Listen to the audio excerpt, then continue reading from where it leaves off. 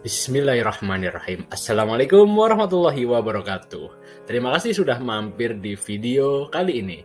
Kali ini saya akan coba sharing terkait bahan sosialisasi profil pelajar Pancasila.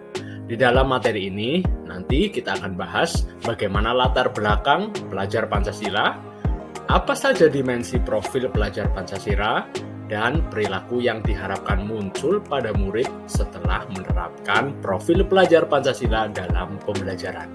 Langsung saja, kawan-kawanku semua, mari kita simak dulu apa sebenarnya yang melatar belakangi profil pelajar Pancasila.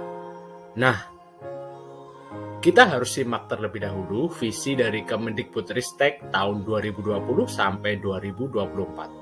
Kementerian Pendidikan, Kebudayaan, Riset, dan Teknologi mendukung visi dan misi Presiden untuk mewujudkan Indonesia maju yang berdaulat, mandiri, dan berkepribadian melalui terciptanya pelajar Pancasila yang bernalar kritis, kreatif, mandiri, beriman, bertakwa kepada Tuhan Yang Maha Esa, dan berakhlak mulia, bergotong royong, dan berkebinekaan global.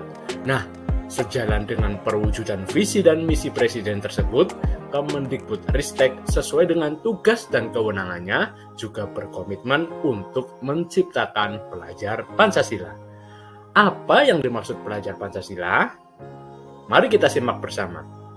Pelajar Pancasila merupakan perwujudan pelajar Indonesia sebagai pelajar sepanjang hayat yang memiliki kompetensi global dan berperilaku sesuai dengan nilai-nilai Pancasila dengan 6 ciri utama, yaitu beriman, bertakwa kepada Tuhan Yang Maha Esa, dan berakhlak mulia, berkebinekaan global, bergotong royong, mandiri, bernalar kritis, dan kreatif.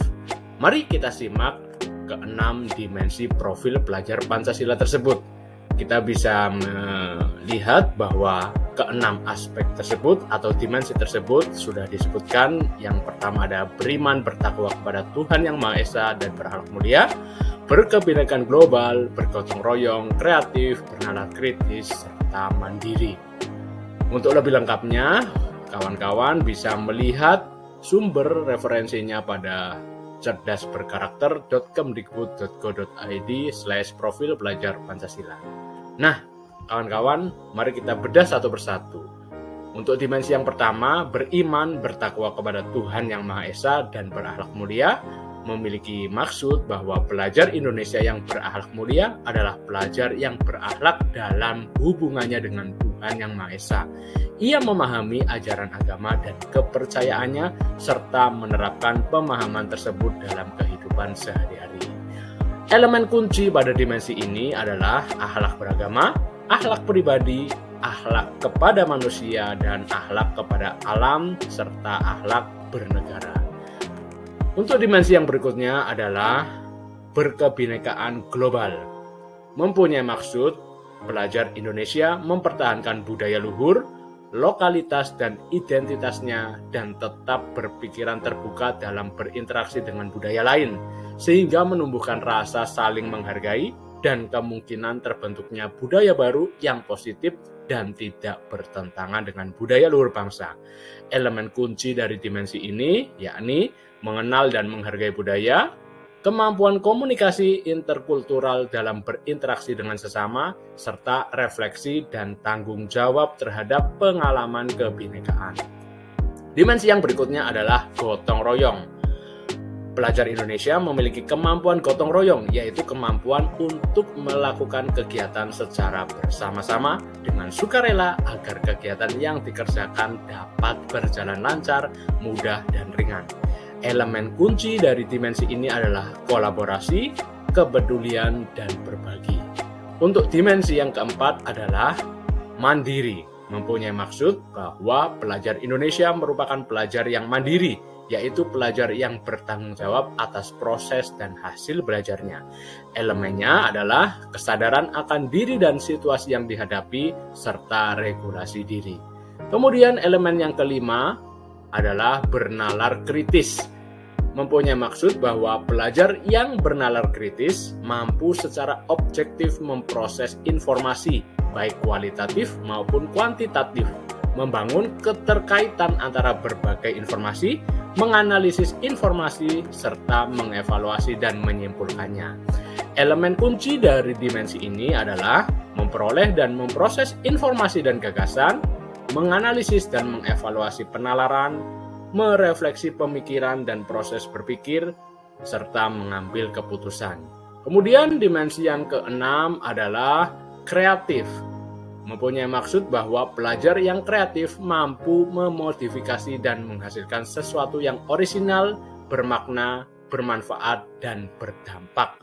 Elemen kunci dari dimensi ini adalah menghasilkan gagasan yang orisinal, serta menghasilkan karya dan tindakan yang orisinal. Nah, itulah 6 dimensi dari profil pelajar Pancasila. Bagaimana sebagai guru untuk menilai atau memantau perkembangan dimensi-dimensi tersebut. Sebagai contoh, di sini alur perkembangan dimensi gotong royong. Ada salah satu elemen kuncinya yaitu kolaborasi. Nah, setiap elemen ini mempunyai sub-elemen di dalamnya. Jika saja siswa kita ada di kelas 6, berarti di fase C. Berarti akhir dari fase ini diharapkan siswa tersebut mampu menunjukkan ekspektasi atau harapan positif kepada orang lain dalam rangka mencapai tujuan kelompok di lingkungan sekitar, baik sekolah maupun di rumah. Nah, dari alur perkembangan ini, mulai dari fase pondasi sampai akhir fase F merupakan sebuah keberlanjutan. Jadi, dimensi dari profil pelajar Pancasila mulai dari fase pondasi sampai fase F sudah tertata secara jelas dan runtut bagaimana alur perkembangannya. Nah, teman-teman bisa menyimak lebih lengkapnya di www.kemdikbud.go.id tentang penyusunan naskah akademik profil pelajar Pancasila. Selanjutnya, untuk yang harus kita lakukan adalah bagaimana membangun profil pelajar Pancasila secara konsisten dalam diri siswa adalah dengan pengalaman belajar yang siswa terima setiap harinya di sekolah. Maka apa yang harus kita lakukan sebagai guru adalah rancanglah pembelajaran yang berpusat pada murid, kontekstual, dan sesuai dengan keadaan dan kebutuhan murid. Kemudian identifikasikan dimensi profil pelajar Pancasila yang bisa dikembangkan. Nah, itulah teman-teman tentang profil pelajar Pancasila, bagaimana latar belakangnya, dan apa saja dimensi-dimensi serta elemen kuncinya, serta bagaimana alur perkembangan dimensi dan elemen-elemennya agar siswa mampu mencapai sesuatu yang diharapkan dari profil pelajar Pancasila ini. Untuk referensi lengkapnya, kawan-kawan bisa menyimak SK Kepala Badan Standar Kurikulum dan Asesmen Pendidikan Kemendikbudristek nomor 009 tentang dimensi, elemen, dan sub-elemen profil pelajar Pancasila pada kurikulum Merdeka. Demikian kawan-kawan presentasi yang bisa saya sampaikan. Semoga sharing ini bermanfaat. Untuk bahan materi presentasi ini bisa kawan-kawan unduh di s.id/bahan sosialisasi P3. Semoga bermanfaat. Mohon maaf apabila ada kekurangan dan kesalahan. Terima kasih. Assalamualaikum warahmatullahi wabarakatuh.